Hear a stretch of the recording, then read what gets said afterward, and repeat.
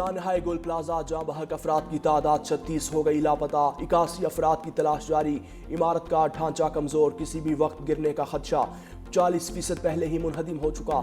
7 वाला रिम्पा प्लाजा भी दरारें पड़ चुकी, 2 पिलर्स टूट गए। रेस्क्यू अमला मलबा हटाने और बेसमेंट की क्लियरेंस के अमल में मसरूफ। कुछ हिस्सों में धुएं के बायस मुश्किलात का सामना। मस्जिद में कोई शख्स न मिला, कुरान पाक महफूज। छत पर मौजूद गाड़ियां और मोटरसाइकिलें निकालने का काम जारी। मजीद 2 गाड़ियां उतार कर महफूज हालत में मालिकान के हवाले कर दी गईं। पार्किंग से मजमूई तौर पर 32 गाड़ियां निकाली जा चुकी।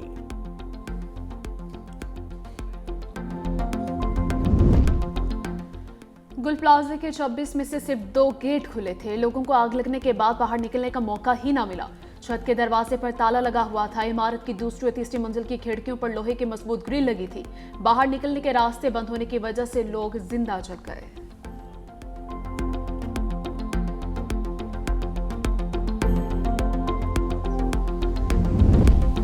गुल प्लाजा आतिशदगी की तहकीकात के लिए बनी कमेटी का पहला इजलास आज होगा। मुतासरीन को इमदादी रकम भी आज से मिलना शुरू होगी। सिंध हुकूमत ने जहां बहक अफराद के लवाहिकीन के लिए 1-1 करोड़ रुपए इमदाद का ऐलान किया था। सीनियर वजीर सिंध शजील मेमन कहते हैं वजीर आला की बनाई गई कमेटी तमाम पहलुओं का जायजा लेगी। जो भी महरुकात होंगे वो सामने लाए जाएंगे। गुल प्लाजा में जाम बहक अफराद की शनाख्त नया इम्तिहान। लापता अफराद के अहले खाना में से 38 ने सैंपल जमा करवा दिए। प्लाजा से निकाले गए 6 लाशों की शनाख्त के लिए सैंपल DNA लैब लाए गए। रिपोर्ट 1 हफ्ते में आने का इम्कान है। 20 के करीब लाशों की शनाख्त हो चुकी। पुलिस सर्जन का कहना है कि लाशों की शनाख्त DNA क्रॉस मैचिंग से हुई है।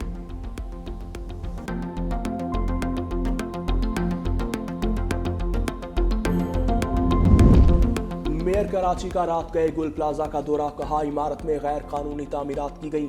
देखा जाएगा रेगुलराइज होने के बाद इजाफी दुकानें क्यों बनी। जहां कोताही हुई रिपोर्ट में आएगा।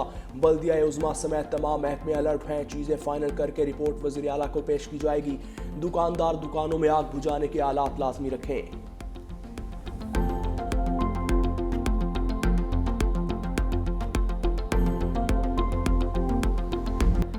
गुल प्लाजा की तामीर में कावारीन की संगीन खिलाफवर्जियां सामने आ गई। राहदारी और बाहर निकलने की जोखिम पर दुकानें तामीर की गई। सिर्फ 179 दुकानें मंजूरशुदा नक्शे के मुताबिक तामीर हुई। इमारत की तामीर 1980 में की गई। 1988 में इजाफी मंजिलें तामीर की गई। पार्किंग एरिया में भी दुकानें बनाने का इंकशाफ, छत को पार्किंग में बदल दिया गया। 2003 में इजाफी मंजिल को रेगुलराइज किया गया। 3 मंजिलों पर 1021 दुकानें बनाने की इजाजत थी। नक्शे की खिलाफवर्जी करके 1200 दुकानें बना दी गई।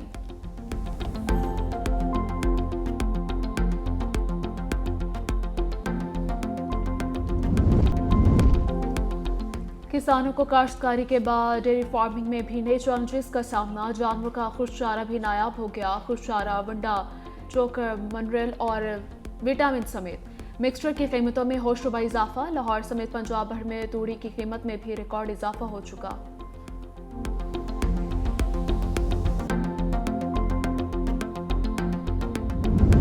लाहौर में शहरी वज़ीर आला पंजाब की रिहाइशगाह के करीब भी महफूज नहीं रहे। शरीफ सिटी के करीब शहरी से असलहे के जोर पर गाड़ी छीन ली गई। CCTV मंजर-ए-आम पर आ गई, जिसमें गाड़ी छीनने के बाद चादर ओढ़े शख्स को पीछे भागते देखा जा सकता है। कार छीनने का वाक़या अशरफ नामी शहरी के साथ पेश आया। पुलिस ने मुतासरा शहरी की दरख्वास्त पर मुकदमा दर्ज कर लिया।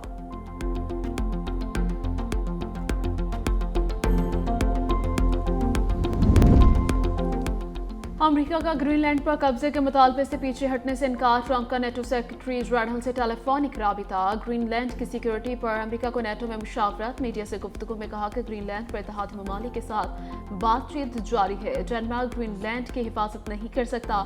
इस हफ्ते ड्यूस वर्ल्ड इकनॉमिक फोरम के मौके पर ग्रीनलैंड से मुतालिक बातचीत की जाएगी। डेनमार्क के अवाम और क़यादत अच्छी है, मगर वो इस अहम इलाके पर मुनासिब तवज्जो नहीं दे पा रहे। इसलिए अमेरिका के लिए ग्रीनलैंड का मामला ज़रूरी है।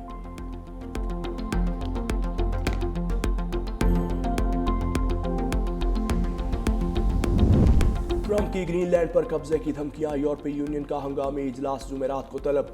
यूरोपीय ममालिक ने अमरीकी सदर डोनाल्ड ट्रंप की टैरिफ आयद करने की धमकियों को मुस्तरद कर दिया। बरतानवी वज़ीर आज़म स्टॉमर ने इत्तेहादियों के खिलाफ अमरीकी टैरिफ के इस्तेमाल को गलत करार दिया। बरतानिया की वज़ीर ख़ारजा यूएच कोपर ने कहा कि ग्रीनलैंड का मुस्तकबिल सिर्फ ग्रीनलैंड के बाशिंदों और डेनमार्क के लिए है। डेनमार्क के वज़ीर आज़म ने कहा कि यूरोप ट्रंप की धमकियों में नहीं आएगा। खबरदार किया कि ग्रीनलैंड पर अमरीकी फौजी कार्रवाई नेटो के खात्मे का सबब बन सकती है।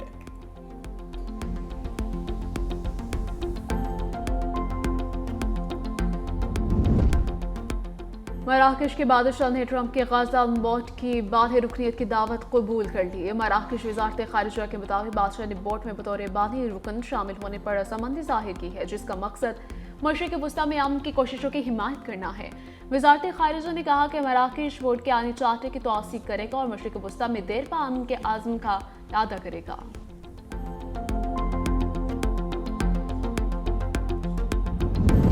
सुप्रीम लीडर आयतुल्लाह खामनाई तनहा नहीं, वो ईरानी कौम की जान है। स्पीकर ईरानी पार्लियामेंट मोहम्मद बाकिर कालीबाफ ने सदर ट्रंप को मुखातिब करते हुए कहा कि ईरान की अजीम और बहादुर कौम सुप्रीम लीडर आयतुल्लाह खामनाई की क़यादत में आपको ज़िल्लत का मज़ा चुखाएगी। ईरानी सदर मसूद पज़ेश्कियान ने भी कहा था कि ईरान के रहबर आला पर कोई भी हमला मुकम्मल जंग का सबब बन जाएगा।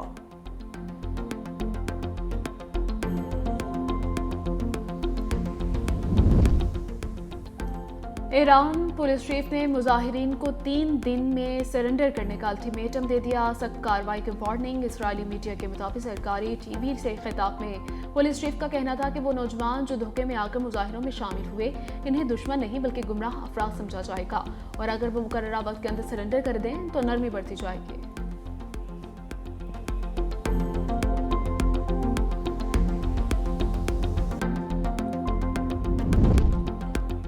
अमाराती सदर का दौरा भारत, दोनों ममालिक के दरमियान दिफाई तिजारत LNG के मायदे। भारतीय वज़ारत खारिजा के मुताबिक नई दिल्ली में भारतीय वज़ीर आज़म मोदी से मुलाकात में दिफाई ताल्लुकात, तिजारत और LNG के मायदे हुए।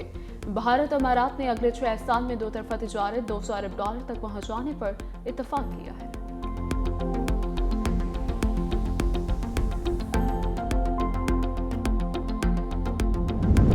अमेरिका में पहली मुस्लिम नायब गवर्नर खातून गजाला हाशमी ने कुरान पाक पर ओहदे का हल्फ उठा लिया।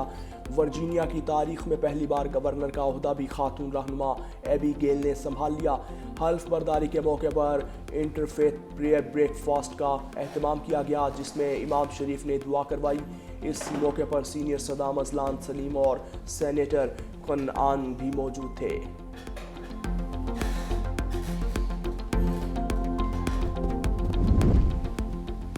भारत में घर में बाजमात नमाज अदा करने पर 12 अफराद गिरफ्तार। भारतीय मीडिया के मुताबिक उत्तर प्रदेश के जिले बरेली में एक खाली मकान को मुबैना तौर पर कई हफ्तों से आरसी मस्जिद के तौर पर इस्तेमाल किया जा रहा था। कांग्रेस रहनुमा डॉक्टर शामा ने कहा कि इन मुसलमानों को किस बुनियाद पर गिरफ्तार किया गया, इन्होंने कौन सा कानून तोड़ा।